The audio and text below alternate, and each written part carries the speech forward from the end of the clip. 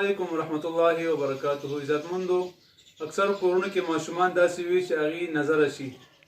څوک خلک ورته نظیر وایي، څوک ورته نظره شوی، څوک بد نظره شوی دی.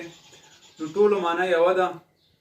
نو هغه ماشومان چې نظره شي نو هغې بیا کور کې ډېر چیړ چړاپن کوي او هر ټایم جاړي زیل کوي ډېر زیاته، او په نڅه خبره باندې جړاګانې کوي.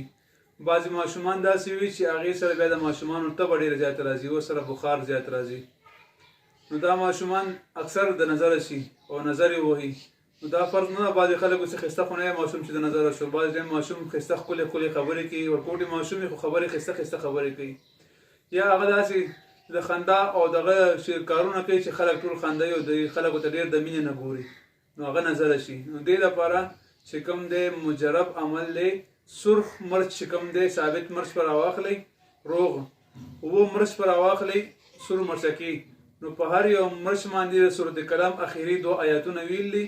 نو په هر یو مرچ باندې 7 پیره ویل دي، 7 مرچ پر راواخلئ، 7 پیره په هر یو مرچ باندې وایي، تقریبا دا 49 مرتبه شو.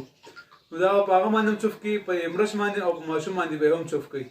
بیا به دا مرچ راواخلئ، د ماشوم مخې ته، مطلب ماشوم لږ فاصله کې کېنوئ، ورته دا مرچ یو مرچ په ګیس باندې یا په کویله نه کویله چې بله په هغې باندې دا مرچ واچوه چې وسوځېږي.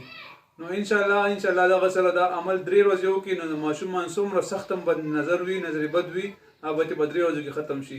همدغه رنګې دا عمل مشران کسان هم کولی شي، کوم کس عمر زیات وي یا مطلب هر څومره ایج کې وي، نو زنانې هم کولی شي، سړي هم کولی شي.